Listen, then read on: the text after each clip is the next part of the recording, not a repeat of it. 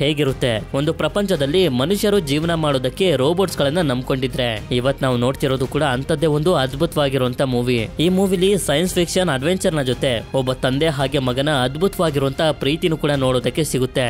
ಏನಕ್ಕೆ ಮನುಷ್ಯರು ರೋಬೋಟ್ಸ್ ಗಳನ್ನ ನಂಬ್ಕೊಂಡಿದ್ದಾರೆ, ಅವುಗಳು ಮನುಷ್ಯರಿಗೆ ಹೇಗ್ ಸಹಾಯ ಮಾಡ್ತವೆ ಅಂತ ನೀವು ತಿಳ್ಕೋಬೇಕು ಅಂತಂದ್ರೆ ಈ ಮೂವಿನ ಕೊನೆವರೆಗೂ ನೋಡ್ಬೇಕು. ಅಂದಂಗೆ ಈ ಮೂವಿ ಹೆಸರು ರಿಯಲ್ ಸ್ಟೀಲ್ ಅಂತ. ಮೂವಿಯ ಮೊದಲ ಸೀನ್ ನಲ್ಲಿ ಟ್ರಕ್ ನಲ್ಲಿ ಹೋಗ್ತಿರುವಂತ ಚಾರ್ಲಿ ಅನ್ನೋ ಒಬ್ಬ ವ್ಯಕ್ತಿನ ನಮ್ಗೆ ತೋರಿಸ್ತಾರೆ. ಹೀಗೆ ಇವನು ಟ್ರಕ್ ಅನ್ನ ಡ್ರೈವ್ ಮಾಡ್ತಾ ಮಾಡ್ತಾ ಒಂದು ಫೆಸ್ಟಿವಲ್ ನಡೀತಿರುವಂತ ಜಾಗಕ್ಕೆ ಬಂದು ತಲುಪ್ತಾನೆ. ಆದ್ರೆ ರಾತ್ರಿ ಆಗಿರುತ್ತೆ. ನಂತರ ಯಾವಾಗ ಬೆಳಕಾಗುತ್ತೋ ಇವನಿಗೆ ಸಾಲ ಕೊಟ್ಟಿರೋರು ಫೋನ್ ಮಾಡಿ ಹೇಳ್ತಿರ್ತಾರೆ, ಯಾಕೆ ರೀತಿ ತಪ್ಪಿಸ್ಕೊಂಡು ಓಡಾಡ್ತಿದ್ಯಾ, ದುಡ್ಡನ್ನೇ ಯಾವಾಗ ಕೊಡ್ತೀಯ ಅಂತ. ಅಂದ್ರೆ ಇವನು ತುಂಬಾನೇ ಸಾಲ ಮಾಡ್ಕೊಬಿಟ್ಟಿದ್ದಾನೆ ಅಂತ. ಅದೇ ಸಮಯಕ್ಕೆ 3 ಜನ ಮಕ್ಕಳು ಬಂದು ನಿಮ್ ರೋಬೋಟ್ ಅನ್ನ ತೋರಿಸಿ ಅಂತ ಅಂದಾಗ ಇವನು ಕೂಡ ಸರಿ ಅಂತ ಹೇಳಿ ಇವನ ಹತ್ರ ಇರುವಂತ ಎಂಬುಷ್ ಅನ್ನೋ ಒಂದು ರೋಬೋಟ್ ನ ತೋರ್ಸೋದಕ್ಕೆ ಅಂತ ಕರ್ಕೊಂಡ್ ಬರ್ತಾನೆ. ಆದ್ರೆ ಯಾವಾಗ ಈ ಹುಡುಗಿರು ಫೋಟೋ ತಕೊಳ್ಳೋದಕ್ಕೆ ಬರ್ತಾರೋ ಇವನು ಬಿಡೋದಿಲ್ಲ. ಫೋಟೋ ಬೇಕು ಅಂತಂದ್ರೆ ದುಡ್ಡು ಕೊಡಬೇಕು ಅಂತ ಹೇಳ್ತಾನೆ. ಇದರಿಂದ ಈ ಮಕ್ಕಳು ಇಲ್ಲಿಂದ ಹೊಟ್ಟೋಗ್ತಾರೆ. ನಂತರ ಫೈಟಿಂಗ್ ರಿಂಗ್ ನಲ್ಲಿ ಒಂದು ಗೂಳಿನ ರೆಡಿ ಮಾಡ್ತಿರ್ತಾರೆ. ಚಾರ್ಲಿಯ ರೋಬೋಟ್ ಆ ಗೂಳಿ ಜೊತೆ ಫೈಟ್ ಮಾಡ್ಬೇಕು. ಅದೇ ಸಮಯಕ್ಕೆ ಮೊದ್ಲಿಂದಾನೇ ಇವನಿಗೆ ಪರಿಚಯ ಇರುವಂತ ರಿಕ್ಕಿ ಅನ್ನೋ ಒಬ್ಬ ವ್ಯಕ್ತಿ ಇಲ್ಲಿಗೆ ಬಂದಾಗ ಇವನು ಕೂಡ ಹೇಳ್ತಾ ಹೋಗ್ತಾನೆ, ರಿಕ್ಕಿ ನೀನು ಚಿಕ್ಕ ಗೂಳಿ ಜೊತೆ ಫೈಟ್ ಮಾಡ್ಬೇಕು ಅಂತ ಹೇಳಿದ್ದು, ಈ ಗೂಳಿ ದೊಡ್ಡದಾಗಿದೆ, ನನ್ ರೋಬೋಟ್ ಹಾಳಾಗೋಗುತ್ತೆ ಅಂತ. ಆಗ ರಿಕ್ಕಿನೂ ಕೂಡ ನೀನ್ ಫೈಟ್ ಮಾಡಿದ್ರೆ ಮಾತ್ರ ನಿನ್ಗೆ ದುಡ್ಡು ಸಿಗೋದು, ಆ ಗೂಳಿ ಜೊತೆ ಫೈಟ್ ಮಾಡಿ ನಿನ್ನ ರೋಬೋಟ್ ಗೆಲ್ತು ಅಂತಂದ್ರೆ ನಿನಗೆ $2 ಲಕ್ಷ ನ ಕೊಡ್ತೀನಿ, ಅಥವಾ ನೀನೇನಾದ್ರೂ ಸೋತ್ರೆ ಅಷ್ಟು ದುಡ್ಡನ್ನ ನೀನ್ ನನ್ಗೆ ಕೊಡ್ಬೇಕು. ಅಕಸ್ಮಾತ್ ನೀನೇನಾದ್ರೂ ನನ್ಗೆ ದುಡ್ಡು ಕೊಟ್ಟಿಲ್ಲ ಅನ್ಕೋ, ಎಲ್ಲಿದ್ರು ನಿನ್ನ ಬಿಡೋದಿಲ್ಲ, ಹುಡುಕ್ ಬಿಡ್ತೀನಿ ಅಂತ. ಇವರಿಬ್ಬರ ಮಧ್ಯೆ ಡೀಲ್ ಆಗ್ತಿದ್ದಂಗೆನೆ ಫೈಟ್ ಅನ್ನ ನೋಡೋದಕ್ಕೆ ತುಂಬಾ ಜನರು ಬರ್ತಾರೆ. ಹಾಗೆ ಎಂಬುಷ್ ರೋಬೋಟ್ ಕೂಡ ಒಳಗಡೆ ಬರುತ್ತೆ. ಇಲ್ಲಿ ಆಕ್ಚುಲಿ ಹೇಳ್ಬೇಕು ಅಂತಂದ್ರೆ ಚಾರ್ಲಿ ರೋಬೋಟ್ ಅನ್ನ ರಿಮೋಟ್ ಇಂದ ಕಂಟ್ರೋಲ್ ಮಾಡ್ತಿರ್ತಾನೆ. ನಂತರ ರಿಂಗ್ ನ ಒಳಗಡೆ ಗೂಳಿನ ಬಿಡ್ತಿದ್ದಂಗೆನೆ ಫೈಟ್ ಶುರುವಾಗುತ್ತೆ. ಚಾರ್ಲಿ ಇಷ್ಟೊಂದು ಚೆನ್ನಾಗಿ ಫೈಟ್ ಮಾಡ್ತಿರೋದ್ರಿಂದ ನಮ್ಗೆ ಗೊತ್ತಾಗುತ್ತೆ ಇವನು ತುಂಬಾ ವರ್ಷದಿಂದನೂ ಈ ತರ ರೋಬೋಟ್ ಫೈಟಿಂಗ್ ಅನ್ನ ಮಾಡಿಸ್ತಿದ್ದಾನೆ, ಇದರಲ್ಲಿ ಇವನಿಗೆ ಎಕ್ಸ್ಪೀರಿಯನ್ಸ್ ಇದೆ ಅಂತ. ಆದ್ರೆ ಓವರ್ ಕಾನ್ಫಿಡೆನ್ಸ್ ಇಂದ ಫೈಟ್ ಇಂದ ಇವನ ಫೋಕಸ್ ಹೋಗ್ತಿದ್ದಂಗೆನೆ ಗೂಳಿ ರೋಬೋಟ್ ನ ಮೇಲೆ ಅಟ್ಯಾಕ್ ಮಾಡ್ತಾ ಮಾಡ್ತಾ ಒಂದೊಂದೇ ಪಾರ್ಟ್ಸ್ ಗಳನ್ನ ಕಿತ್ತೆಸ್ತು ಇದನ್ನ ಕಂಪ್ಲೀಟ್ ಆಗಿ ಸರ್ವನಾಶ ಮಾಡ್ಬಿಡುತ್ತೆ. ಅಂದ್ರೆ ಚಾರ್ಲಿ ಫೈಟ್ ಅನ್ನ ಸೋತೋದ ಅಂತ. ನಂತರ ಇವನು ರೋಬೋಟ್ ಅನ್ನ ಎತ್ಕೊಂಡು ಹೋಗೋದಕ್ಕೆ ನೋಡ್ತಿರ್ಬೇಕಾದ್ರೆ ಅದೇ ಸಮಯಕ್ಕೆ ಇಬ್ರು ವ್ಯಕ್ತಿಗಳು ಬಂದು ಹೇಳ್ತಾರೆ, ನಿನ್ಗೆ ಕ್ಯಾರೋಲೈನ್ ನೆನ್ಪಿದಾಳ ಅಂತ. ಆಕ್ಚುಲಿ ಅವಳು ಚಾರ್ಲಿಯ ಗರ್ಲ್ ಫ್ರೆಂಡ್ ಆಗಿದ್ಲು, ಅವಳೀಗ ಸತ್ತೋಗಿದ್ದಾಳೆ, ನಿನ್ ಮಗ ಅನಾಥನಾಗಿದ್ದಾನೆ, ನೀನು ಕೋರ್ಟ್ ಅನ್ನ ಅಟೆಂಡ್ ಮಾಡ್ಬೇಕು ಅಂತ. ಇದನ್ನ ಕೇಳಿ ಇವನ್ಗೂ ಸ್ವಲ್ಪ ಬೇಜಾರಾಗುತ್ತೆ. ನಂತರ ರಿಕ್ಕಿ ಚಾರ್ಲಿನ ಹುಡ್ಕೊಂಡ್ ಬಂದು ನೋಡಿದ್ರೆ ಅವನು ಇಲ್ಲಿರೋದಿಲ್ಲ, ಎಸ್ಕೇಪ್ ಆಗೋಗಿರ್ತಾನೆ. ನಂತರ ನಮ್ಗೆ ಚಾರ್ಲಿಯ ಮಗನಾಗಿರುವಂತ ಮ್ಯಾಕ್ಸ್ ನ ತೋರಿಸ್ತಾರೆ. ಇಲ್ಲಿ ಮ್ಯಾಕ್ಸ್ ನ ತಾಯಿ ಇದ್ರಲ್ಲ ಕ್ಯಾರೋಲಿನ್, ಅವ್ರ ಅಕ್ಕ ಡೆಬ್ರಾ ಕೋರ್ಟ್ ನಲ್ಲಿ ಹೇಳ್ತಿರ್ತಾರೆ, ಮ್ಯಾಕ್ಸ್ ನ ಕಸ್ಟಡಿ ನನಗ್ ಬೇಕು, ಅವನ ತಂದೆ ಒಳ್ಳೆಯವನಲ್ಲ ಅಂತ. ಆದ್ರೆ ಕೋರ್ಟ್ ನವರು ಚಾರ್ಲಿ ಬರ್ಲಿ ಅಂತ ವೇಟ್ ಮಾಡ್ತಿರ್ತಾರೆ. ಆಗ ಚಾರ್ಲಿನು ಕೂಡ ಕೋರ್ಟ್ ಹತ್ರ ಬಂದು ತಲುಪ್ತಾನೆ. ಆದ್ರೆ ಇವನಿಗೆ ಇವನ ಮಗನ್ ಮೇಲೆ ಯಾವುದೇ ತರದ ಕೇರ್ ಇರೋದಿಲ್ಲ. ಅದೇ ಸಮಯಕ್ಕೆ ಇವನಿಗೆ ಡೆಬ್ರಾ ಹಾಗೆ ಅವಳ ಹಸ್ಬೆಂಡ್ ಶ್ರೀಮಂತರು ಹಾಗೆ ಅವನ ಮಗ ಮ್ಯಾಕ್ಸ್ ನ ದತ್ತು ತಗೊಳ್ಳೋದಕ್ಕೆ ಪ್ರಯತ್ನ ಪಡ್ತಿದ್ದಾರೆ ಅಂತ ಗೊತ್ತಾಗಿ ಒಂದು ಐಡಿಯಾ ಬರುತ್ತೆ. ಇದರಿಂದ ಇವನು ಕೋರ್ಟ್ ನ ಹೊರಗಡೆ ಬಂದಾಗ ಡೆಬ್ರಾ ಹಸ್ಬೆಂಡ್ ಆಗಿರುವಂತ ಮರ್ಲಿನ್ ಬಂದು ಇವನಿಗೆ ಹೇಳ್ತಾ ಹೋಗ್ತಾನೆ, ಡೆಬ್ರಾ ಮ್ಯಾಕ್ಸ್ ನ ತುಂಬಾನೇ ಪ್ರೀತಿ ಮಾಡ್ತಾಳೆ, ಅವನನ್ನ ದತ್ತು ತಗೊಳ್ಬೇಕು ಅಂತ ಡಿಸೈಡ್ ಮಾಡಿದಾಳೆ ಅಂತ. ಆದ್ರೆ ಚಾರ್ಲಿ ಮಾತ್ರ ಡೈರೆಕ್ಟ್ ಆಗಿ ಹೇಳೇ ಬಿಡ್ತಾನೆ, ನಿಮ್ಗೆ ನನ್ ಮಗ ಬೇಕು ಅಂತಂದ್ರೆ $1 ಲಕ್ಷ ನ ಕೊಡ್ಬೇಕು ಅಂತ. ಇವನ್ಗಂತೂ ಮೊದ್ಲು ಶಾಕ್ ಆಗೋಗುತ್ತೆ. ಆದ್ರೂ ಕೂಡ ಡೆಬ್ರಾ ಖುಷಿಗೋಸ್ಕರ ಸರಿ ಅಂತ ಒಪ್ಕೊಂಡು ಹೇಳ್ತಾ ಹೋಗ್ತಾನೆ, ನಾನು ಹಾಗೆ ಡೆಬ್ರಾ ನಮ್ಮ ಫ್ರೆಂಡ್ಸ್ ಗಳ ಜೊತೆ ಟ್ರಿಪ್ಗೆ ಅಂತ ಇಟಲಿಗೆ ಹೋಗ್ತಿದೀವಿ, ಇನ್ನು 2 ತಿಂಗಳಾದ್ಮೇಲೆನೆ ಬರೋದು, ಅಲ್ಲಿವರೆಗೂ ಮ್ಯಾಕ್ಸ್ ನಿನ್ನ ಹತ್ರನೇ ಇರ್ಲಿ, ಅವನನ್ನ ನಿನ್ನ ಹತ್ರ ಬಿಟ್ಟು ಹೋಗ್ತಿರ್ಬೇಕಾದ್ರೆ ಅರ್ಧ ದುಡ್ಡನ್ನ ಕೊಡ್ತೀನಿ, ಬಂದ ಮೇಲೆ ಇನ್ನ ಅರ್ಧ ದುಡ್ಡನ್ನು ಕೊಡ್ತೀನಿ ಅಂತ. ಅಷ್ಟೇ ಅಲ್ಲದೆ ಇವರಿಬ್ರು ಮತ್ತೊಂದು ಡೀಲ್ ಅನ್ನು ಕೂಡ ಮಾಡ್ಕೋತಾರೆ, ಯಾವುದೇ ಕಾರಣಕ್ಕೂ ಈ ವಿಷಯ ಡೆಬ್ರಾಗೆ ಮಾತ್ರ ಗೊತ್ತಾಗಬಾರ್ದು ಅಂತ. ನಂತರ ಚಾರ್ಲಿ ಇವನ ಮಗನನ್ನ ಇವರಿಗೆ ದತ್ತು ಕೊಡೋದಕ್ಕೆ ಒಪ್ಪಿಗೆ ಇದೆ ಅಂತ ಕೋರ್ಟ್ ನಲ್ಲೂ ಕೂಡ ಹೇಳ್ತಾನೆ. ದುಡ್ಡು ಬರ್ತಿದೆ ಅಂತ ಕನ್ಫರ್ಮ್ ಆಗ್ತಿದ್ದಂಗೆನೆ ಮತ್ತೊಂದು ರೋಬೋಟ್ ಅನ್ನ ತಗೊಳ್ಳೋದಕ್ಕೆ ರೆಡಿ ಆಗ್ತಿರ್ತಾನೆ. ನಂತರ ಯಾವಾಗ ಇವನು ವಾಸ ಮಾಡ್ತಿರುವಂತ ಬಾಕ್ಸಿಂಗ್ ಜಿಮ್ಗೆ ಬರ್ತಾನೋ ಇಲ್ಲಿ ನಮ್ಗೆ ಇವನು ಇಷ್ಟಪಡ್ತಿರುವಂತ ಬೇಯ್ಲಿ ಅನ್ನೋ ಒಬ್ಳು ಹುಡುಗಿನ ತೋರಿಸ್ತಾರೆ. ಆಕ್ಚುಲಿ ಹೇಳ್ಬೇಕು ಅಂತಂದ್ರೆ ಬಾಕ್ಸಿಂಗ್ ಜಿಮ್ ಇವಳ ತಂದೆದೆ, ಏನಕ್ಕೆ ಹೊಸ ರೋಬೋಟ್ ಅನ್ನ ತಗೋತಿದ್ಯಾ, ಅದನ್ನ ತಗೊಳ್ಳೋದಕ್ಕೆ ದುಡ್ಡೆಲ್ಲಿದೆ ಅಂತ ಇವಳು ಕೇಳ್ತಿರ್ಬೇಕಾದ್ರೇನೆ ಇಲ್ಲಿ ನಮ್ಗೆ ಮತ್ತೊಂದು ವಿಷಯನೂ ಕೂಡ ಗೊತ್ತಾಗುತ್ತೆ, ಇವಳು ಚಾರ್ಲಿನ ತುಂಬಾನೇ ಪ್ರೀತಿ ಮಾಡ್ತಾಳೆ ಅಂತ. ನಂತರ ಮರ್ಲಿನ್ ಕೂಡ ಇಲ್ಲಿಗೆ ಬಂದು ಡೆಬ್ರಾಗೆ ಗೊತ್ತಾಗದೆ ರೀತಿ ಅರ್ಧ ದುಡ್ಡನ್ನು ಕೊಡ್ತಾನೆ. ಹಾಗೆ ಡೆಬ್ರಾ ಇವನ ಹತ್ರ ಬಂದು ದತ್ತು ಕೊಡೋದಕ್ಕೆ ಒಪ್ಕೊಂಡಿದ್ದಕ್ಕೆ ಥ್ಯಾಂಕ್ಸ್ ಅಂತ ಹೇಳ್ತಾಳೆ. ಇದೆಲ್ಲ ಆದ್ಮೇಲೆ ಮ್ಯಾಕ್ಸ್ ಅನ್ನ ಇವನ ಹತ್ರನೇ ಬಿಟ್ಟು ಅವರಿಬ್ರು ಇಟಲಿಗೆ ಅಂತ ಹೋಗ್ತಾರೆ.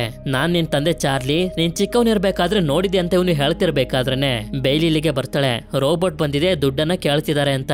ಹಾಗೆ ಇವಳಿಗೆ ಮ್ಯಾಕ್ಸ್ ಚಾರ್ಲಿಯ ಮಗ ಅಂತ ಗೊತ್ತಾಗಿ ಖುಷಿ ಆಗೋದ್ರ ಜೊತೆಗೆ ಸ್ವಲ್ಪ ಶಾಕ್ ಕೂಡ ಆಗುತ್ತೆ. ದುಡ್ಗೋಸ್ಕರ ನನ್ನ ಮಾರ್ಬಿಟ್ಟ ಅಂತ ಇವನು ಕೋಪ ಮಾಡ್ಕೊಂಡಿರ್ತಾನೆ. ಆದ್ರೆ ಚಾರ್ಲಿ ಮಾತ್ರ ಅವನ ಮಾತಿಗೆ ತಲೆ ಕೆಡ್ಸ್ಕೊಳ್ಳದೆ ಒಳಗಡೆ ಬಂದಾಗ ಇವನ ರೋಬೋಟ್ ಇಲ್ಲಿಗೆ ಬಂದು ತಲುಪಿರುತ್ತೆ. ಈ ಬಾಕ್ಸ್ ನ ಒಳಗಡೆ ನಾಯ್ಸಿ ಬಾಯ್ ಅನ್ನೋ ಒಂದು ರೋಬೋಟ್ ಇದೆ ಅಂತ ಗೊತ್ತಾಗಿ ಮ್ಯಾಕ್ಸ್ ಅಂತೂ ತುಂಬಾ ಎಕ್ಸೈಟ್ ಆಗ್ಬಿಟ್ಟಿರ್ತಾನೆ. ಯಾಕೆಂತಂದ್ರೆ ಆ ರೋಬೋಟ್ ನ ದೊಡ್ಡ ಫ್ಯಾನ್ ಇವನು, ಆದ್ರೆ ಎಲ್ಲಾ ಫೈಟ್ ಗಳನ್ನ ನೋಡಿರ್ತಾನೆ. ನಂತರ ಅದನ್ನ ಕಣ್ಣಾರೆ ನೋಡಿ ಇವನ ಕಣ್ಣನ್ನೇ ಇವನು ನಂಬೋದಕ್ಕಾಗ್ತಿರೋದಿಲ್ಲ. ಈ ರೋಬೋಟ್ ವಾಯ್ಸ್ ಅನ್ನ ಕೇಳಿಸ್ಕೊಳ್ಳುತ್ತೆ, ಏನ್ ಮಾಡ್ಬೇಕು ಅಂತ ಹೇಳ್ತಾರೋ ಅದನ್ನ ಮಾಡುತ್ತೆ. ಇವನು ಕೂಡ ಒಂದು ಹೆಡ್ಫೋನ್ ಅನ್ನ ಹಾಕೊಂಡು ಕಮೆಂಟ್ ಕೊಡ್ತಾನೆ ಫೈಟ್ ಮಾಡೋದಕ್ಕೆ ಅಂತ. ಆದ್ರೆ ವರ್ಕ್ ಆಗ್ತಾ ಇರೋದ್ರಿಂದ ಇವನಂತೂ ತುಂಬಾ ಕೋಪ ಮಾಡ್ಕೊಬಿಟ್ಟಿರ್ತಾನೆ. ಆಗ ಮ್ಯಾಕ್ಸ್ ಅದನ್ನ ಇಸ್ಕೊಂಡು ಜಪಾನೀಸ್ ನಲ್ಲಿ ಹೇಳಿದಾಗ ಇದು ಫೈಟ್ ಮಾಡೋದಕ್ಕೆ ಶುರು ಮಾಡುತ್ತೆ. ಆದ್ರಿಂದ ಬೈಲಿ ಈ ರೋಬೋಟ್ ನ ಜಪಾನೀಸ್ ಇಂದ ಇಂಗ್ಲಿಷ್ ಗೆ ರೀಸೆಟ್ ಮಾಡ್ತಾಳೆ. ನಂತರ ಚಾರ್ಲಿ ಟ್ರೈ ಮಾಡಿದಾಗ ಅದು ಫೈಟ್ ಮಾಡ್ತಿರೋದನ್ನ ನೋಡಿ ತುಂಬಾನೇ ಸಂತೋಷ ಆಗೋಗುತ್ತೆ. ಇದರಿಂದ ಈ ರೋಬೋಟ್ ನ ತಗೊಂಡು ಫೈಟ್ ಮಾಡಿ ದುಡ್ಡು ಸಂಪಾದನೆ ಮಾಡ್ಕೊಂಡು ಬರ್ತೀನಿ ಅಂತ ಹೋಗೋದಕ್ಕೆ ರೆಡಿ ಆಗ್ತಿರ್ತಾನೆ. ಆದ್ರೆ ನೋಡಿದ್ರೆ ಮ್ಯಾಕ್ಸ್ ಟ್ರಕ್ ನ ಕೀನ ತಗೊಂಡಿಟ್ಕೊಬಿಟ್ಟಿರ್ತಾನೆ. ನಾನು ಕೂಡ ನಿನ್ ಜೊತೆ ಬರ್ತೀನಿ, ಇಲ್ಲಂತಂದ್ರೆ ಕೀನ ಗಟರ್ ನ ಒಳಗಡೆ ಎಸೋದ್ ಬಿಡ್ತೀನಿ ಅಂತ. ಅದಕ್ಕೆ ಇನ್ನೇನ್ ಮಾಡೋದು ಅಂತ ಇವನನ್ನು ಕೂಡ ಜೊತೆಲಿ ಕರ್ಕೊಂಡು ಹೋಗ್ತಾನೆ. ನಂತರ ಇವರಿಬ್ರು ರೋಬೋಟ್ಸ್ ಗಳ ಫೈಟ್ ನಡೆಯುವಂತ ಅಂಡರ್ ಗ್ರೌಂಡ್ ಅನ್ನೋ ಜಾಗಕ್ಕೆ ಬಂದು ಇವರ ರೋಬೋಟ್ ಆಗಿರುವಂತ ನಾಯ್ಸಿ ಬಾಯ್ ನು ಕೂಡ ರೆಡಿ ಮಾಡ್ತಿರ್ತಾರೆ. ಯಾವಾಗ ಇವರು ಮುಂದೆ ಬರ್ತಾರೋ ಇಲ್ಲೇ ನಮ್ಗೆ ಚಾರ್ಲಿಯ ತುಂಬಾ ಒಳ್ಳೆ ಫ್ರೆಂಡ್ ಆಗಿರುವಂತ ಫಿನ್ ನ ತೋರಿಸ್ತಾರೆ. ಈ ಜಾಗದಲ್ಲಿ ಫೈಟ್ ಅನ್ನು ನಡೆಸ್ತಿರೋದು ಇವನೇ. ಅಷ್ಟೇ ಅಲ್ಲದೆ ಇವರೆಲ್ಲರೂ ನಾಯ್ಸಿ ಬಾಯ್ ರೋಬೋಟ್ ನ ನೋಡಿ ತುಂಬಾನೇ ಸಂತೋಷ ಪಡ್ತಿರ್ತಾರೆ. ಯಾಕೆಂತಂದ್ರೆ ಇದೊಂದು ಗ್ರೇಟೆಸ್ಟ್ ರೋಬೋಟ್. ಇದರಿಂದ ಫಿನ್ ಚಾರ್ಲಿಗೆ ಒಂದು ಸಣ್ಣ ಫೈಟ್ ಅನ್ನು ಆಫರ್ ಮಾಡ್ತಾನೆ. ಈ ಫೈಟ್ ಅಲ್ಲಿ ಏನಾದ್ರೂ ನೀನ್ ಗೆದ್ರೆ ನಿನ್ಗೆ $5,000 ಸಿಗುತ್ತೆ ಅಂತ. ಆದ್ರೆ ಚಾರ್ಲಿ ಮಾತ್ರ ಇದಕ್ಕೆ ಒಪ್ಕೊಳ್ಳೋದಿಲ್ಲ. ಇದು ನಾಯ್ಸಿ ಬಾಯ್ ರೋಬೋಟ್, ದೊಡ್ಡ ಚಾಲೆಂಜ್ ಇದ್ರೆ ಹೇಳು ಅಂತ. ಇದರಿಂದ ಫಿನ್ ಕೂಡ ಹೇಳ್ತಾನೆ, ಒಂದು ಸ್ಟ್ರಾಂಗೆಸ್ಟ್ ರೋಬೋಟ್ ಇದೆ, ಅದ್ರ ಮೇಲೆ ನೀನು ಫೈಟ್ ಮಾಡಿ ಗೆದ್ರೆ $50,000 ಸಿಗುತ್ತೆ ಅಂತ. ಮ್ಯಾಕ್ಸ್ ಚಾರ್ಲಿಗೆ ಹೇಳ್ತಿರ್ತಾನೆ ಸಣ್ಣ ಪುಟ್ಟ ಫೈಟ್ ಅನ್ನೇ ಮಾಡ್ಕೊಂಡು ಹೊಟ್ಟೋಗೋಣ ಅಂತ.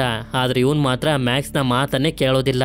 ನಂತರ ಎಲ್ಲಾ ತಯಾರು ಮಾಡ್ಕೋತಾರೆ. ನಾಯ್ಸಿ ಬಾಯ್ ವಿರುದ್ಧ ಫೈಟ್ ಮಾಡ್ತಿರುವಂತ ರೋಬೋಟ್ ನ ಹೆಸರು ಮಿಡಾಸ್ ಅಂತ. ಇದರ ಮಾಸ್ಟರ್ ಕೂಡ ಇಲ್ಲೇ ಇರ್ತಾನೆ. ಈ ರೋಬೋಟ್ ತುಂಬಾನೇ ಸ್ಟ್ರಾಂಗ್ ಆಗಿರುತ್ತೆ. ಹಾಗೆ ಚಾರ್ಲಿ ಕೂಡ ಇವನ ರೋಬೋಟ್ ಅನ್ನ ರಿಂಗ್ ನ ಒಳಗಡೆ ಇಳಿಸೇ ಬಿಡ್ತಾನೆ. ಫೈಟ್ ಶುರು ಆಗ್ತಿದ್ದಂಗೆನೆ ಏನೇನ್ ಮಾಡ್ಬೇಕು ಅಂತ ಚಾರ್ಲಿ ನಾಯ್ಸಿ ಬಾಯ್ ಗೆ ಹೇಳ್ತಾ ಫೈಟ್ ಮಾಡಿಸ್ತಿರ್ತಾನೆ. ಮೊದ್ಲು ಎಲ್ಲಾನು ಚೆನ್ನಾಗಿ ಇರುತ್ತೆ. ಆದ್ರೆ ಈ ಮಿಡಾಸ್ ರೋಬೋಟ್ ಕೂಡ ಏನು ಕಮ್ಮಿ ಆಗಿರೋದಿಲ್ಲ. ತುಂಬಾ ಭಯಂಕರವಾಗಿ ಫೈಟ್ ಮಾಡೋದಕ್ಕೆ ಶುರು ಮಾಡುತ್ತೆ. ಅದು ಫೈಟ್ ಮಾಡ್ತಿರೋದನ್ನ ನೋಡಿ ಚಾರ್ಲಿಗೆ ಏನ್ ಮಾಡ್ಬೇಕು ಅಂತ ಅರ್ಥ ಆಗೋದಿಲ್ಲ. ತುಂಬಾ ಗಾಬರಿ ಮಾಡ್ಕೊಬಿಡ್ತಾನೆ. ಇದರಿಂದ ನೋಡ್ತಿದ್ದಂಗೆನೆ ಮಿಡಾಸ್ ಎಲ್ಲರ ಕಣ್ಣ ಮುಂದೆನೆ ನಾಯ್ಸಿ ಬಾಯ್ ನ ಸರ್ವ ನಾಶ ಮಾಡಕ್ ಬಿಡುತ್ತೆ. ನಂತರ ಚಾರ್ಲಿ ನಾಯ್ಸಿ ಬಾಯ್ ಸ್ಥಿತಿನ ನೋಡಿ ಹೇಳ್ತಿರ್ತಾನೆ, ಒಂದೇ ಒಂದ್ ದಿವಸಕ್ಕೆ ಇದು ನಾಶ ಆಗೋಯ್ತು ಅಂತ. ಅದಕ್ಕೆ ಮ್ಯಾಕ್ಸ್ ಕೂಡ ಇವನಿಗೆ ಹೇಳ್ತಾ ಹೋಗ್ತಾನೆ, ಇದರಲ್ಲಿ ನಾಯ್ಸಿ ಬಾಯ್ದು ತಪ್ಪಿರ್ಲಿಲ್ಲ, ತಪ್ಪೆಲ್ಲ ನಿಂದೆ. ಈ ಫೈಟ್ಗೋಸ್ಕರ ನೀನು ರೆಡಿ ಆಗಿರ್ಲಿಲ್ಲ. ನಾಯ್ಸಿ ಬಾಯ್ ನ ಹೇಗ್ ಕಂಟ್ರೋಲ್ ಮಾಡ್ಬೇಕು ಅಂತಾನು ಕೂಡ ನಿನಗೆ ಸರಿಯಾಗಿ ಗೊತ್ತಿರ್ಲಿಲ್ಲ. ಸೀದಾ ಫೈಟ್ ಮಾಡೋದಕ್ಕೆ ಬಂದು ಈ ರೋಬೋಟ್ ನ ಹಾಳು ಮಾಡಿದೆ ಅಂತ. ಅದಕ್ಕೆ ಇವನಿಗೆ ಇನ್ನೂ ಕೂಡ ಕೋಪ ಬಂದು ಹೋಗಿ ಟ್ರಕ್ ನ ಒಳಗಡೆ ಕುಂತ್ಕೊ ಅಂತ ಮ್ಯಾಕ್ಸ್ ಗೆ ಬೈದು ಕಳಿಸ್ತಾನೆ. ನಂತರ ಇವರಿಬ್ರು ಮನೆಗೆ ಹೋಗ್ತಿರ್ಬೇಕಾದ್ರೆ ಚಾರ್ಲಿ ನಾನೊಂದಷ್ಟು ರೋಬೋಟ್ಸ್ ಗಳ ಪಾರ್ಟ್ಸ್ ಅನ್ನ ತಗೊಳ್ಬೇಕು ಅಂತ ಇವನನ್ನ ಕರ್ಕೊಂಡು ಇಲ್ಲಿಗಲ್ಲಾಗಿ ಒಂದು ಜಂಕಿ ಯಾರ್ಡ್ಗೆ ಬರ್ತಾನೆ. ಹೀಗೆ ಇವರಿಬ್ರು ಯಾರ ಕಣ್ಗೂ ಕಾಣಿಸ್ತೆ ರೋಬೋಟ್ಸ್ ಗಳ ಪಾರ್ಟ್ಸ್ ಅನ್ನ ಹುಡುಕ್ತಿರ್ಬೇಕಾದ್ರೆ ಅದೇ ಸಮಯಕ್ಕೆ ಮಳೆ ಕೂಡ ಸ್ಟಾರ್ಟ್ ಆಗೋಗುತ್ತೆ. ಅಂದಂಗೆ ಹೇಳ್ಬೇಕು ಅಂತಂದ್ರೆ ಈ ಜಾಗದಲ್ಲಿ ರೋಬೋಟ್ಸ್ ಗಳ ಕ್ರೇಜ್ ಸ್ಟಾರ್ಟ್ ಆದಾಗಿಂದನು ಇಲ್ಲಿವರೆಗೂ ಇರುವಂತ ಎಲ್ಲಾ ರೋಬೋಟ್ಸ್ ಗಳ ಬಾಡಿ ಪಾರ್ಟ್ಸ್ ಗಳು ಸಿಗ್ತವೆ. ಅದೇ ಸಮಯಕ್ಕೆ ಚಾರ್ಲಿನು ಕೂಡ ಮ್ಯಾಕ್ಸ್ ಗೆ ಹೇಳ್ತಾ ಹೋಗ್ತಾನೆ ಈ ರೋಬೋಟ್ಸ್ ಗಳ ಕ್ರೇಜ್ ಯಾವ ರೀತಿ ಸ್ಟಾರ್ಟ್ ಆಯ್ತು ಅಂತ.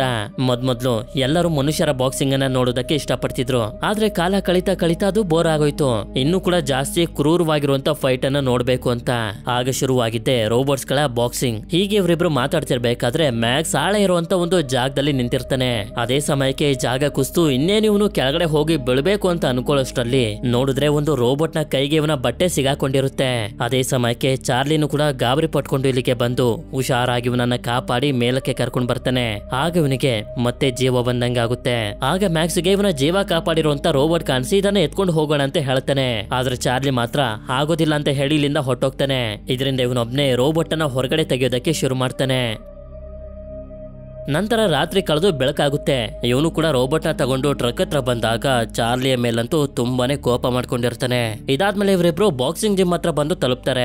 ಆದ್ರೆ ಬೈಲಿ ಮಾತ್ರ ಚಾರ್ಲಿ ಮೇಲೆ ತುಂಬಾನೇ ಕೋಪ ಮಾಡ್ಕೊಂಡಿರ್ತಾಳೆ. ಈ ರೀತಿ ರೋಬೋಟ್ಸ್ ಗಳನ್ನ ಹಾಳು ಮಾಡ್ಕೊಂಡು ಬರ್ತಿದ್ರೆ ಜೀವನ ಹೇಗ್ ನಡೆಯುತ್ತೆ, ದುಡ್ಡನ್ನ ಹೇಗ್ ಸಂಪಾದನೆ ಮಾಡ್ತೀಯ ಅಂತ. ಅದಕ್ಕೆ ಇವಳು ಡಿಸೈಡ್ ಮಾಡ್ಬಿಟ್ಟಿರ್ತಾಳೆ ಇವನನ್ನ ನಂಬ್ಕೊಂಡಿದ್ರೆ ಆಗೋದಿಲ್ಲ. ಈ ಬಾಕ್ಸಿಂಗ್ ಜಿಮ್ ಅನ್ನ ಬೇರೆ ಯಾವ್ದಕ್ಕಾದ್ರೂ ಉಪಯೋಗಿಸ್ಕೊಂಡು ನನ್ ಜೀವನ ನಾನು ನೋಡ್ಕೋಬೇಕು ಅಂತ. ಅದಕ್ಕೆ ಇವನು ಕೂಡ ಕೊನೆಯದಾಗಿ ಕೇಳ್ಕೊತಾನೆ, ನೆನ್ನೆ ಮ್ಯಾಕ್ಸ್ ಒಂದು ರೋಬೋಟ್ ಅನ್ನು ಹುಡುಕಿ ಅದನ್ನ ರೆಡಿ ಮಾಡ್ಕೊಟ್ಬಿಡು, ಯಾವ್ದಾದ್ರು ಸಣ್ಣ ಪುಟ್ಟ ಕೆಲ್ಸಕ್ಕೆ ಯೂಸ್ ಮಾಡ್ಕೋತೀನಿ ಅಂತ. ಆದ್ರೆ ಮ್ಯಾಕ್ಸ್ ಮಾತ್ರ ಇದಕ್ಕೆ ಒಪ್ಕೊಳ್ತಾನೆ ಇರೋದಿಲ್ಲ.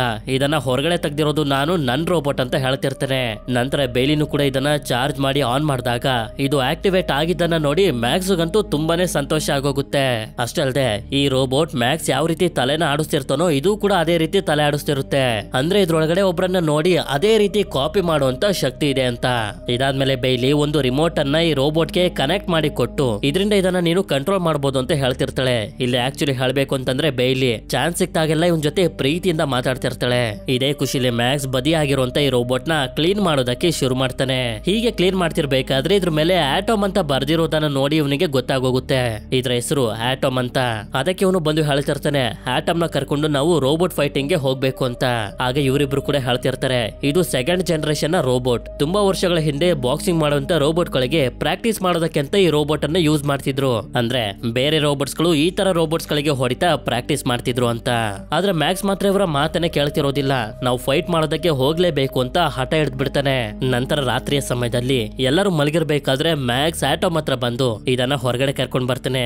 ಇದು ಕೂಡ ಇವನನ್ನ ನೋಡ್ತಾ ಕಾಪಿ ಮಾಡ್ತಾ ಇವನ ಹಿಂದೆನೆ ಬರ್ತಿರುತ್ತೆ. ಇಲ್ಲಿ ಮ್ಯಾಕ್ಸ್ ಗಮನಿಸ್ತಾನೆ ಇವನ್ ಏನೇ ಹೇಳ್ತಿದ್ರು ಆಟೋಮ್ ಅದನ್ನ ಹುಷಾರಾಗಿ ಕೇಳ್ತಿರುತ್ತೆ. ಅಂದ್ರೆ ಇದಕ್ಕೆ ಅರ್ಥ ಮಾಡ್ಕೊಳ್ಳುವಂತ ಶಕ್ತಿನೂ ಕೂಡ ಇದೆ ಅಂತ. ನಂತರ ಮಾರನೇ ದಿನ ಮ್ಯಾಕ್ಸ್ ಬೇಯ್ಲಿ ಹತ್ರ ಬಂದು ಕೇಳ್ತಾನೆ ನೀನು ಚಾರ್ಲಿನ ಹೇಗ್ ಮೀಟ್ ಮಾಡ್ದೆ ಅಂತ. ಆಗ ಇವಳು ಕೂಡ ಹೇಳ್ತಾ ಹೋಗ್ತಾಳೆ ಚಾರ್ಲಿ ಮೊದ್ಲು ಒಬ್ಬ ಬಾಕ್ಸರ್ ಆಗಿದ್ದ. ನನ್ನ ತಂದೆನೆ ಅವನಿಗೆ ಕೋಚ್ ಆಗಿ ಟ್ರೈನಿಂಗ್ ಕೊಡ್ತಿದ್ದು ಅಂತ ಹೇಳಿ ಮತ್ತೊಂದು ವಿಷಯನೂ ಕೂಡ ಹೇಳ್ತಾ ಹೋಗ್ತಾಳೆ. ಚಾರ್ಲಿ ತುಂಬಾನೇ ಫೇಮಸ್ ಆಗಿದ್ದಂತ ವರ್ಲ್ಡ್ ಚಾಂಪಿಯನ್ ಬಾಕ್ಸರ್ ನ ಜೊತೆ ಫೈಟ್ ಮಾಡಿ ಅವನಿಗೆ ಮಣ್ಣು ಮುಗಿಸಿದ್ದ ಅಂತ. ಆಗ ಚಾರ್ಲಿನೂ ಕೂಡ ಬಂದು ಹೇಳ್ತಾ ಹೋಗ್ತಾನೆ ಹೌದು ಅದು ನಿಜಾನೇ, ಆದ್ರೆ ಅದಾದ್ಮೇಲೆ ನಾನು ಮಾಡಿದಂತ ಎಲ್ಲಾ ಫೈಟ್ ನಲ್ಲೂ ಸೋತೋದೆ. ಅಷ್ಟೊತ್ತಿಗೆ ಮನುಷ್ಯರ ಬಾಕ್ಸಿಂಗ್ ಕೂಡ ನಿಂತೋಯ್ತು ಅಂತ. ಇದಾದ್ಮೇಲೆ ಚಾರ್ಲಿ ಬೇಯ್ಲಿಗೆ ಹೇಳ್ತಾನೆ ನೀನ್ ಆಸೆ ಪಟ್ಟಂಗೆ ನಾನು ಈ ಜಾಗನ ಬಿಟ್ಟು ಹೋಗ್ತಿದ್ದೀನಿ ದುಡ್ಡನ್ನ ಸಂಪಾದನೆ ಮಾಡಿ ಬೇರೆ ರೋಬೋಟ್ ಅನ್ನ ತಗೊಳ್ಳೋದಕ್ಕೆ ಅಂತ. ಇದರಿಂದ ಇವಳಿಗೆ ಬೇಜಾರಾಗ್ತಿರುತ್ತೆ. ಏನು ಮಾತಾಡೋದಕ್ಕೆ ಆಗೋದಿಲ್ಲ ಸರಿ ಅಂತ ಹೇಳ್ಬಿಡ್ತಾಳೆ. ನಂತರ ಚಾರ್ಲಿ ದುಡ್ಡನ್ನ ಅರೇಂಜ್ ಮಾಡೋದಕ್ಕೆ ಅಂತ ಮ್ಯಾಕ್ಸ್ ಅನ್ನ ಕರ್ಕೊಂಡು ರೋಬೋಟ್ಸ್ ಗಳ ಚಾಂಪಿಯನ್ಶಿಪ್ ಫೈಟ್ ನಡೀತಿರುವಂತ ಸ್ಟೇಡಿಯಂ ಹತ್ರ ಬಂದು ತಲುಪ್ತಾನೆ. ಇಲ್ಲೇ ನಮ್ಗೆ ಜ್ಯೂಸ್ ಅನ್ನೋ ಒಂದು ರೋಬೋಟ್ ನ ಬಗ್ಗೆ ಗೊತ್ತಾಗುತ್ತೆ. ಇದುವರೆಗೂ ಒಂದು ಫೈಟ್ ಅನ್ನು ಕೂಡ ಇದು ಸೋತಿರೋದಿಲ್ಲ. ಆಗ ಚಾರ್ಲಿ ಮ್ಯಾಕ್ಸ್ ನ ಇಲ್ಲೇ ಇರೋದಕ್ಕೆ ಹೇಳಿ ಒಳಗಡೆ ಹೋಗ್ತಾನೆ. ಆಗ ಇಲ್ಲಿಗೆ ಫೈಟ್ ಅನ್ನ ಮುಗಿಸಿ ಜ್ಯೂಸ್ ರೋಬೋಟ್ ಬರುತ್ತೆ. ಇಲ್ಲೇ ನಮ್ಗೆ ಈ ರೋಬೋಟ್ ನ ಓನರ್ ಆಗಿರುವಂತ ಫೆರ್ರಾ ಅನ್ನೊಬ್ಳು ಲೇಡಿನ ತೋರಿಸ್ತಾರೆ. ಹಾಗೆ ಇವನ ಹೆಸರು ಟಾಕ್ ಮಶಿಡೋ ಅಂತ. ಇವನೇ ಈ ರೋಬೋಟ್ ನ ಡಿಸೈನ್ ಮಾಡಿರೋದು. ಹೇಳ್ಬೇಕು ಅಂತಂದ್ರೆ ಇವರಿಬ್ರಿಗೂ ತುಂಬಾನೇ ಅಹಂಕಾರ ಇರುತ್ತೆ. ಇದುವರೆಗೂ ನಮ್ ರೋಬೋಟ್ ಒಂದು ಫೈಟ್ ಅನ್ನು ಕೂಡ ಸೋತಿಲ್ಲ ಅಂತ. ಅಷ್ಟೇ ಅಲ್ಲದೆ ಜ್ಯೂಸ್ ರೋಬೋಟ್ ಚಾಂಪಿಯನ್ ಕೂಡ. ಇಲ್ಲಿ ಮ್ಯಾಕ್ಸ್ ಗಂತೂ ಜ್ಯೂಸ್ ನ ಮೊದಲನೇ ಸಲ ಕಣ್ಣಾರೆ ನೋಡಿ ತುಂಬಾನೇ ಸಂತೋಷ ಆಗೋಗುತ್ತೆ. ಆದ್ರೆ ಇಲ್ಲಿ ಚಾರ್ಲಿ ಇವನ ಫ್ರೆಂಡ್ ಆಗಿರುವಂತ ಫಿನ್ ನ ಸಾಲ ಕೇಳೋದಕ್ಕೆ ಅಂತ ಬಂದಿರ್ತಾನೆ. ಆದ್ರೆ ಇವನ್ ಮಾತ್ರ ದುಡ್ಡಿನ ವಿಷಯದಲ್ಲಿ ನಿನ್ನ ನಂಬೋದಕ್ಕೆ ಆಗೋದಿಲ್ಲ ಅಂತ ಹೇಳಿ ನಿನ್ಗೆ ದುಡ್ಡು ಬೇಕು ಅಂತಂದ್ರೆ ಝೂ ಅನ್ನೋ ಜಾಗದಲ್ಲಿ ಫೈಟ್ ನಡೀತಿದೆ ಹೋಗು ಅಂತ ಹೇಳ್ತಾನೆ. ಸರಿ ಅಂತ ಹೇಳಿ ಚಾರ್ಲಿ ಮ್ಯಾಕ್ಸ್ ಹತ್ರ ಬರ್ತಾನೆ. ಇಲ್ಲಿ ಮ್ಯಾಕ್ಸ್ ಮತ್ತೆ ಮತ್ತೆ ಇವನಿಗೆ ಹೇಳ್ತಿರ್ತಾನೆ ಆಟಮ್ ನು ಕೂಡ ನಾವು ಫೈಟ್ ಮಾಡ್ಸೋದಕ್ಕೆ ಕರ್ಕೊಂಡು ಹೋಗ್ಬೇಕು ಅಂತ. ಅದಕ್ಕೆ ಇವನು ಕೂಡ ಸ್ವಲ್ಪ ಕೋಪದಲ್ಲಿ ಹೇಳ್ತಾನೆ ನಿನ್ಗೆ ಫೈಟ್ ಮಾಡ್ಬೇಕು ತಾನೆ, ನಾಳೆ ಝೂ ಅನ್ನೋ ಒಂದು ಜಾಗದಲ್ಲಿ ಫೈಟ್ ನಡೀತಿದೆ ತಗೊಂಡ್ ನಡಿ ನಿನ್ನ ರೋಬೋಟ್ ನ, ಒಂದೇ ಸಲ ಅದ್ರ ಕತೆ ಮುಗಿಯುತ್ತೆ ಅಂತ. ಮಾರನೇ ದಿನ ಚಾರ್ಲಿ ಎದ್ದು ನೋಡಿದ್ರೆ ಮ್ಯಾಕ್ಸ್ ಫೈಟ್ಗೋಸ್ಕರ ಆಟಮ್ ನ ರೆಡಿ ಮಾಡ್ತಿರ್ತಾನೆ.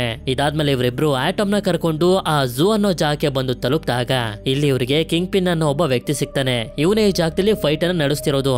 ಎಷ್ಟು ದುಡ್ಡನ್ನ ಕೊಡ್ತೀಯ ಅಂತ ಮ್ಯಾಕ್ಸ್ ಕೇಳಿದಾಗ ಒಂದು ರೌಂಡ್ ನಲ್ಲಿ ಸರ್ವೈವ್ ಆದ್ರೆ $100 ಗಳನ್ನ ಕೊಡ್ತೀವಿ ಅಂತ ಹೇಳ್ತಾನೆ. ಆದ್ರೆ ಮ್ಯಾಕ್ಸ್ ಮಾತ್ರ $500 ಗಳು ಬೇಕು ಅಂತ ಡಿಮ್ಯಾಂಡ್ ಮಾಡ್ತಾನೆ. ಮ್ಯಾಕ್ಸ್ ಗೆ ಇವನ ರೋಬೋಟ್ ನ ಮೇಲೆ ಇಷ್ಟೊಂದು ಕಾನ್ಫಿಡೆನ್ಸ್ ಇರೋದನ್ನ ನೋಡಿ ಕಿಂಗ್ ಪಿನ್ ಕೂಡ ಇವನಿಗೆ ಚಾಲೆಂಜ್ ಮಾಡ್ತಾನೆ. ನಿನ್ನ ರೋಬೋಟ್ 2 ನಿಮಿಷದ ಒಂದೇ ಒಂದು ರೌಂಡ್ ನಲ್ಲಿ ಸರ್ವೈವ್ ಆದ್ರೂ ಕೂಡ ನಾನ್ ನಿನ್ಗೆ $1000 ಗಳನ್ನ ಕೊಡ್ತೀನಿ, ಅಥವಾ ನೀನೇನಾದ್ರೂ ಸೋತೋದ್ರೆ ನಿನ್ನ ರೋಬೋಟ್ ನ ನಾನ್ ಇಟ್ಕೋತೀನಿ ಅಂತ. ಸರಿ ಅಂತ ಒಪ್ಕೊಂಡು ಇವರು ಕೂಡ ಒಳಗಡೆ ಬಂದು ನೋಡಿದ್ರೆ ಈ ಜಾಗದಲ್ಲಿ ತುಂಬಾ ಜನ ಇರ್ತಾರೆ. ಇಲ್ಲೇ ಮೆಟ್ರೋ ಅನ್ನೋ ಒಂದು ರೋಬೋಟ್ ಇರುತ್ತೆ. ಇದರ ಜೊತೆನೆ ಆಟಮ್ ಫೈಟ್ ಮಾಡ್ಬೇಕಾಗಿರೋದು. ಮ್ಯಾಕ್ಸ್ ಆಟಮ್ ನ ಕಂಟ್ರೋಲ್ ಮಾಡೋದಕ್ಕೆ ಶುರು ಮಾಡ್ತಾನೆ. ನಂತರ ಫೈಟ್ ಶುರು ಆಗ್ತಿದ್ದಂಗೆನೆ ಚಾರ್ಲಿ ಮ್ಯಾಕ್ಸ್ ಗೆ ಗೈಡ್ ಮಾಡ್ತಿರ್ತಾನೆ ಯಾವ ರೀತಿ ಫೈಟ್ ಅನ್ನ ಮಾಡ್ಬೇಕು ಅಂತ. ಇಲ್ಲಿ ಕಿಂಗ್ ಪಿಂಗ್ ನ ಮೆಟ್ರೋ ಮಾತ್ರ ಆಟಮ್ ಗೆ ಚಾನ್ಸೇ ಕೊಡ್ತಿರೋದಿಲ್ಲ, ನಿರಂತರವಾಗಿ ಹೊಡಿತಾನೆ ಇರುತ್ತೆ. ಹೀಗೆ ಹೊಡಿತಾ ಹೊಡಿತಾ ಆಟಮ್ ನ ಕೆಳಗಡೆ ಬೆಳೆಸ್ಬಿಡುತ್ತೆ. ಇದರಿಂದ ಎಲ್ಲರೂ ಕೌಂಟ್ ಡೌನ್ ನ ಶುರು ಮಾಡ್ತಾರೆ. 10 ಎಣ್ಸೋಷ್ಟರಲ್ಲಿ ಆಟಮ್ ಎದ್ದೊಳ್ಬೇಕು, ಇಲ್ಲಾಂದ್ರೆ ಸೋತೋಗುತ್ತೆ. ಆಗ ಮ್ಯಾಕ್ಸ್ ಬಂದು ಹೇಗೋ ಮಾಡಿ ಇದನ್ನ ಎದ್ದೊಳಿಸ್ತಾನೆ. ಈಗ ಮೊದಲನೇ ರೌಂಡ್ ನಲ್ಲಿ 2 ನಿಮಿಷದವರೆಗೂ ಆಟಮ್ ಸರ್ವೈವ್ ಆಗಿದ್ರಿಂದ ಇವರು ಈ ಮ್ಯಾಚ್ ಅನ್ನ ಗೆದ್ರು. ಅದಕ್ಕೆ ಕಿಂಗ್ ಪಿಂಗ್ ದುಡ್ಡನ್ನ ಕೊಡೋದಕ್ಕೆ ಬಂದಾಗ ಹೇಳ್ತಾನೆ ಇನ್ನೊಂದು ರೌಂಡ್ ಅನ್ನ ಸರ್ವೈವ್ ಆದ್ರೆ ಡಬಲ್ ದುಡ್ಡನ್ನ ಕೊಡ್ತೀನಿ ಅಂತ. ಅದಕ್ಕೆ ಮ್ಯಾಕ್ಸ್ ಕೂಡ ಸರಿ ಅಂತ ಒಪ್ಕೊಳ್ತಾನೆ. ದುಡ್ಡಿಸ್ಕೊಂಡು ಹೋಗ್ಬೋದಾಗಿತ್ತು ಅಂತ ಚಾರ್ಲಿ ಹೇಳಿದ್ರೆ ನನ್ ಮೇಲೆ ನಂಬಿಕೆ ಇಡು ಅಂತ ಮ್ಯಾಕ್ಸ್ ಕೂಡ ಹೇಳ್ತಾನೆ. 2ನೇ ರೌಂಡ್ ಶುರು ಆದಾಗ ಮೆಟ್ರೋ ಹತ್ರ ಬರ್ತಿದ್ದಂಗೆನೆ ಆಟಮ್ ಒಂದು ಪಂಚನ್ನ ಮಾಡೋ ರೀತಿ ಮಾಡ್ತಾನೆ. ಇದರಿಂದ ಮೆಟ್ರೋ ರೋಬೋಟ್ ನ ಸಿಸ್ಟಮ್ ಫೇಲ್ ಆಗಿ ಕೆಳಗಡೆ ಬಿದ್ದೋಗುತ್ತೆ. ನಂತರ ಎಲ್ಲರೂ ಕೌಂಟ್ ಡೌನ್ ನ ಸ್ಟಾರ್ಟ್ ಮಾಡ್ತಾರೆ. 10 ಎಣ್ಸಿದ್ರು ಕೂಡ ಅದು ಮೇಲೆ ಎದ್ದೋಳೋದಿಲ್ಲ. ಇದರಿಂದ ಈ ಮ್ಯಾಚ್ ಅನ್ನ ಆಟಮ್ ಗೆದ್ದು ಬಿಡುತ್ತೆ. ಅದಕ್ಕೆ ಕಿಂಗ್ ಪಿಂಗ್ ಕೂಡ $2000 ನ ಕೊಡ್ತಾನೆ. ಅಷ್ಟೇ ಅಲ್ಲದೆ ಇನ್ನೊಬ್ಬ ವ್ಯಕ್ತಿ ಬಂದು ಮತ್ತೊಂದು ಫೈಟ್ ಗೆ ಇವರನ್ನ ಇನ್ವೈಟ್ ಮಾಡ್ತಾನೆ.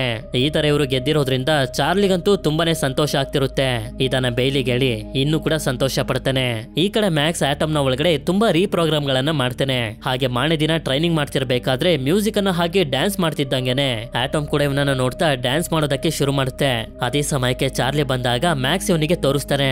ನಾಯ್ಸಿ ಬಾಯ್ನ ಒಳಗಡೆ ವಾಯ್ಸ್ ಅನ್ನ ಕೇಳಿ ಕಂಟ್ರೋಲ್ ಮಾಡುವಂತ ಮಿಷಿನ್ ಇತ್ತಲ್ಲ, ಅದನ್ನ ಇವನು ಆಟಮ್ ನ ಒಳಗಡೆ ಹಾಕಿರ್ತಾನೆ. ಅಂದ್ರೆ ಈಗ ಆಟಮ್ ನ ಬರೀ ವಾಯ್ಸ್ ಇಂದಾನೆ ಕಂಟ್ರೋಲ್ ಮಾಡ್ತಾ ಫೈಟ್ ಮಾಡೋ ರೀತಿ ಮಾಡ್ಬೋದು. ಚಾರ್ಲಿ ಅಂತೂ ತುಂಬಾ ಇಂಪ್ರೆಸ್ ಆಗಿ ಹೇಳ್ತಿರ್ತಾನೆ, ನೀನು ಹಾಗೆ ಆಟಮ್ ಈಗ ಡ್ಯಾನ್ಸ್ ಮಾಡಿದ್ರಲ್ಲ, ಆತರ ನೀವು ಫೈಟ್ ಆಡೋದಕ್ಕಿಂತ ಮುಂಚೆ ಡ್ಯಾನ್ಸ್ ಮಾಡಿದ್ರೆ ಜನರಿಗೆ ಇನ್ನೂ ಕೂಡ ಇಷ್ಟ ಆಗುತ್ತೆ ಅಂತ. ಇದರಿಂದ ಮ್ಯಾಕ್ಸ್ ಕೂಡ ಇವನ್ ಜೊತೆ ಒಂದು ಡೀಲ್ ಮಾಡ್ತಾನೆ. ಸರಿ ಆಯ್ತು, ನಾನ್ ಡ್ಯಾನ್ಸ್ ಅನ್ನ ಮಾಡ್ತೀನಿ, ಆದ್ರೆ ನೀನು ಆಟಮ್ಗೆ ಬಾಕ್ಸಿಂಗ್ ಅನ್ನ ಹೇಳ್ಕೊಡ್ಬೇಕು ಅಂತ. ಇದು ಇವನಿಗೆ ಇಷ್ಟ ಇಲ್ಲ ಅಂದ್ರೂ ಕೂಡ ಸರಿ ಅಂತ ಒಪ್ಕೊಳ್ತಾನೆ. ಇದರಿಂದ ಮಾರನೇ ದಿನ ಬೆಳಗಿನ ಜಾವನೆ ಎದ್ದು ಆಟಮ್ಗೆ ಬಾಕ್ಸಿಂಗ್ ಅನ್ನ ಪ್ರಾಕ್ಟೀಸ್ ಮಾಡಿಸೋದಕ್ಕೆ ಶುರು ಮಾಡ್ತಾನೆ. ನಂತರ ಇವರು ನೆಕ್ಸ್ಟ್ ಫೈಟ್ ಗೆ ಅಂತ ಬಂದಾಗ ಮ್ಯಾಕ್ಸ್ ಹಾಗೆ ಆಟಮ್ ಡ್ಯಾನ್ಸ್ ಮಾಡೋದನ್ನ ನೋಡಿ ಎಲ್ರಿಗೂ ಕೂಡ ತುಂಬಾ ಇಷ್ಟ ಆಗೋಗುತ್ತೆ. ಇದಾದ್ಮೇಲೆ ಒಂದೊಂದೇ ಫೈಟ್ ಅನ್ನ ಮಾಡ್ತಾ ಮಾಡ್ತಾ ಆಡ್ದಂತ ಪ್ರತಿ ಫೈಟ್ ನಲ್ಲಿ ಕೂಡ ವಿನ್ ಆಗ್ತಾ ಹೋಗ್ತಾರೆ. ಅದಕ್ಕೆ ತಕ್ಕಂಗೆ ಅವ್ರಿಗೆ ದುಡ್ಡು ಕೂಡ ಸಿಗ್ತಿರುತ್ತೆ. ಹಾಗೆ ಇವರ ಬಗ್ಗೆ ರೇಡಿಯೋದಲ್ಲೆಲ್ಲ ಹೇಳ್ತಿರ್ತಾರೆ. ಅದನ್ನ ಬೇಲಿ ಕೂಡ ಕೇಳಿಸ್ಕೊಳ್ತಿರ್ಬೇಕಾದ್ರೆ ಚಾರ್ಲಿ ಅವಳಿಗೆ ದುಡ್ಡು ಕಳ್ಸಿರ್ತಾನೆ. ಅಷ್ಟೇ ಅಲ್ಲದೆ ಇಷ್ಟೊತ್ತಿಗೆ ಚಾರ್ಲಿ ಮತ್ತೆ ಮ್ಯಾಕ್ಸ್ ತುಂಬಾನೇ ಕ್ಲೋಸ್ ಆಗೋಗಿರ್ತಾರೆ. ಹೀಗೆ ಇವರು ಒಂದು ಫೈಟ್ ಅನ್ನ ಮುಗಿಸ್ಕೊಂಡು ಹೊರಗಡೆ ಬಂದಾಗ ಒಬ್ಬ ವ್ಯಕ್ತಿ ಬಂದು ಇವರನ್ನ ಇನ್ವೈಟ್ ಮಾಡ್ತಾನೆ, ನಮ್ಮ ಲೀಗ್ ನಲ್ಲಿ ಬಂದು ಫೈಟ್ ಮಾಡ್ಬೇಕು ಅಂತ.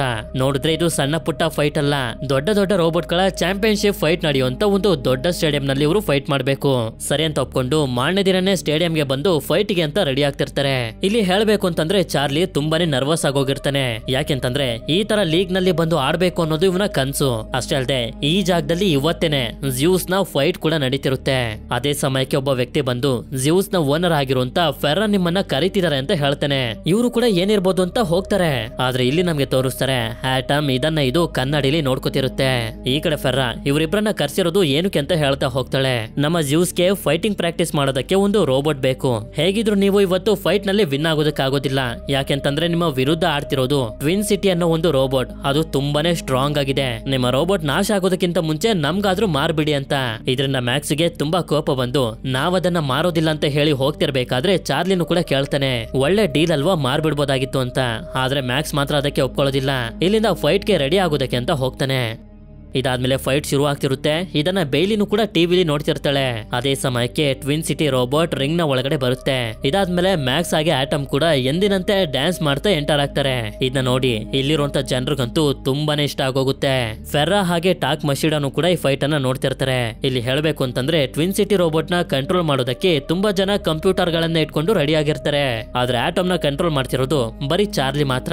ನಂತರ ಫೈಟ್ ಶುರು ಆಗುತ್ತೆ. ಮೊದ್ಮೊದ್ಲು ಚಾರ್ಲಿ ಚೆನ್ನಾಗೇನೆ ಕಂಟ್ರೋಲ್ ಮಾಡ್ತಾ ಫೈಟ್ ಮಾಡಿಸ್ತಿರ್ತಾರೆ. ಆದ್ರೆ ಈ ಟ್ವಿನ್ ಸಿಟಿ ರೋಬೋಟ್ ಅಂತೂ ತುಂಬಾನೇ ಸ್ಟ್ರಾಂಗ್ ಆಗಿರುತ್ತೆ. ಒಂದು ಸೆಕೆಂಡ್ ಕೂಡ ಆಟಮ್ ನ ಆ ಕಡೆ ಈ ಕಡೆ ತಿರುಗೋದಕ್ಕೆ ಬಿಡ್ತಿರೋದಿಲ್ಲ. ನಿರಂತರವಾಗಿ ಚೆನ್ನಾಗಿ ಹೊಡಿತಿರುತ್ತೆ. ಹೀಗೆ ಅದು ಹೊಡಿತಿರ್ಬೇಕಾದ್ರೆ ಚಾರ್ಲಿ ಗಮನಿಸ್ತಾನೆ ಈ ರೋಬೋಟ್ ನ ಶೋಲ್ಡರ್ಸ್ ಗಳು ತುಂಬಾ ವೀಕ್ ಆಗಿದಾವೆ ಅಂತ. ಇದರಿಂದ ಅವುಗಳ ಶೋಲ್ಡರ್ಸ್ ಗಳನ್ನೇ ಟಾರ್ಗೆಟ್ ಮಾಡ್ತಾ ನಿರಂತರವಾಗಿ ಆ ರೋಬೋಟ್ ಗೆ ಹೊಡೆಯೋದಕ್ಕೆ ಶುರು ಮಾಡ್ತಾನೆ. ಹೇಗೆ ಟೆಕ್ನಿಕ್ ಅನ್ನು ಯೂಸ್ ಮಾಡ್ಕೊಂಡು ಫೈಟ್ ಮಾಡ್ತಿರ್ತಾನೆ ಅಂತಂದ್ರೆ ಈ ಟ್ವಿನ್ ಸಿಟಿಗೆ ಮತ್ತೆ ಅಟ್ಯಾಕ್ ಮಾಡೋದಕ್ಕೆ ಶಕ್ತಿನೇ ಉಳಿತಿರೋದಿಲ್ಲ, ಕೆಳಗಡೆ ಬಿದ್ದೋಗುತ್ತೆ. ಇದರಿಂದ ಇಲ್ಲಿರೋರ್ಗೆಲ್ಲರಿಗೂ ಶಾಕ್ ಆಗೋದ್ರ ಜೊತೆಗೆ ತುಂಬಾ ಸಂತೋಷ ಕೂಡ ಆಗ್ತಿರುತ್ತೆ. ಮೊದಲನೇ ಸಲನೇ ಇಂತ ದೊಡ್ಡ ಫೈಟ್ ನಲ್ಲಿ ಇವರು ಗೆದ್ಬಿಟ್ರಲ್ಲ ಅಂತ. ಆಗ ಮ್ಯಾಕ್ಸ್ ಸ್ಟೇಜ್ ಮೇಲೆ ಬಂದು ಎಲ್ಲರಿಗೂ ಅನೌನ್ಸ್ ಮಾಡೋದಕ್ಕೆ ಶುರು ಮಾಡ್ತಾನೆ. ಜ್ಯೂಸ್ ನ ಓನರ್ ಆಗಿರುವಂತ ಫೆರ್ರಾ ನಮ್ಮ ಆಟಮ್ ರೋಬೋಟ್ ನ ನೋಡಿ ತುಂಬಾ ಚೀಪ್ ಆಗಿ ಮಾತಾಡಿದ್ಲು, ನಮ್ಗೆ ಮಾರ್ಬಿಡಿ ಅಂತ. ಆದ್ರೆ ನಾನೀಗ ಚಾಲೆಂಜ್ ಮಾಡ್ತಿದ್ದೀನಿ, ಅವ್ರ ಕೈಲಾದ್ರೆ ಜ್ಯೂಸ್ ನ ಆಟಮ್ ನ ಜೊತೆ ಫೈಟ್ ಮಾಡೋದಕ್ಕೆ ಬಿಡಿ ಅಂತ. ಜನರಂತೂ ಇದಕ್ಕೆ ಜೋರಾಗಿ ಕಿರ್ಚೋದಕ್ಕೆ ಶುರು ಮಾಡ್ಬಿಡ್ತಾರೆ. ಅಂದ್ರೆ ಅಷ್ಟೊಂದು ಎಕ್ಸೈಟ್ ಆಗೋಗ್ತಾರೆ. ಇದಾದ್ಮೇಲೆ ಇವರಿಗೆ ದುಡ್ಡು ಸಿಗುತ್ತೆ, ತುಂಬಾನೇ ಸಂತೋಷವಾಗಿರ್ತಾರೆ. ಆದ್ರೆ ಯಾವಾಗ ಇವರು ಇಲ್ಲಿಂದ ಹೋಗೋದಕ್ಕೆ ನೋಡ್ತಿರ್ತಾರೋ ಅದೇ ಸಮಯಕ್ಕೆ ನಾವು ಮೂವಿಯ ಮೊದಲಲ್ಲಿ ನೋಡಿದಂತ ರಿಕ್ಕಿ ಇಲ್ಲಿಗೆ ಬರ್ತಾನೆ. ಇವನಿಗೆ ಹೊಡೆದು ಇವನ ಹತ್ರ ಇರುವಂತ ದುಡ್ಡನ್ನ ಕಿತ್ಕೊಳ್ಳೋದಕ್ಕೆ ಅಂತ. ಅದಕ್ಕೆ ಚಾರ್ಲಿ ಮ್ಯಾಕ್ಸ್ ನ ಕರ್ಕೊಂಡು ತಪ್ಪಿಸ್ಕೊಂಡು ಹೋಗೋದಕ್ಕೆ ನೋಡಿದ್ರು ಕೂಡ ಆಗೋದಿಲ್ಲ, ಹಿಡ್ಕೊಬಿಡ್ತಾರೆ. ಇದರಿಂದ ಇವನು ಕೂಡ ಫೈಟ್ ಮಾಡಿ ಚೆನ್ನಾಗಿ ಹೊಡಿತಾನೆ. ಆದ್ರೆ ಕೊನೆಯ ರಿಕ್ಕಿಯ ಕಡೆ ಜನರು ಜಾಸ್ತಿ ಇರೋದ್ರಿಂದ ಇವನಿಗೆನೆ ಚೆನ್ನಾಗಿ ಹೊಡೆದು ದುಡ್ಡೆಲ್ಲ ಕಿತ್ಕೊಂಡು ಹೊಟ್ಟೋಗ್ತಾರೆ.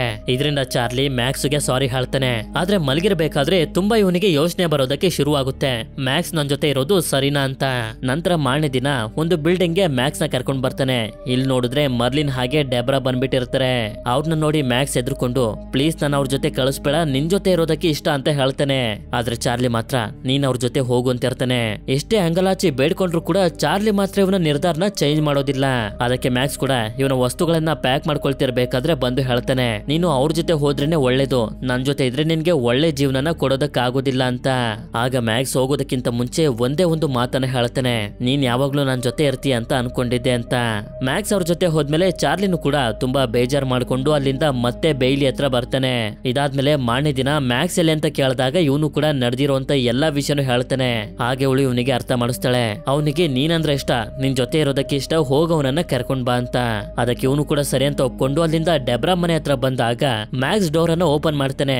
ಆದ್ರಿಂದ ಇವನಿಗೆ ಹೇಳ್ತಾ ಹೋಗ್ತಾನೆ, ನೀನು ಸಂತೋಷವಾಗಿರ್ಬೇಕು ಅನ್ನೋದಷ್ಟೇ ನನ್ನ ಉದ್ದೇಶ. ಯಾಕೆಂತಂದ್ರೆ ನಿನ್ಗೆ ಕಷ್ಟ ಅಂದಾಗ, ನಿನ್ಗೆ ಅವಶ್ಯಕತೆ ಇದ್ದಾಗ ನಾನ್ ನಿನ್ ಜೊತೆ ಇರ್ಲಿಲ್ಲ.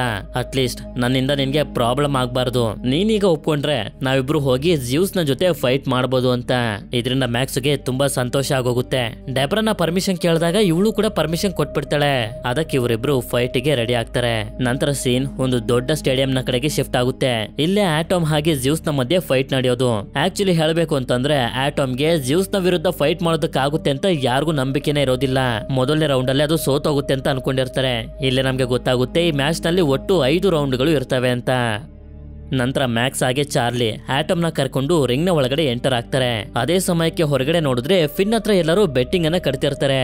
ಆಗ ರಿಕ್ಕಿನೂ ಕೂಡ ಇಲ್ಲಿಗೆ ಬಂದು ತುಂಬಾ ಅಹಂಕಾರದಿಂದ ಫಿನ್ ಹತ್ರ ಮಾತಾಡ್ತಾ ಲಕ್ಷಾಂತರ ರೂಪಾಯಿ ದುಡ್ಡನ್ನ ಬೆಟ್ ಕಟ್ಬಿಡ್ತಾನೆ. ಚಾರ್ಲಿಯ ರೋಬೋಟ್ ಒಂದು ರೌಂಡ್ ಕೂಡ ಸರ್ವೈವ್ ಆಗೋದಕ್ಕೆ ಆಗೋದಿಲ್ಲ ಅಂತ.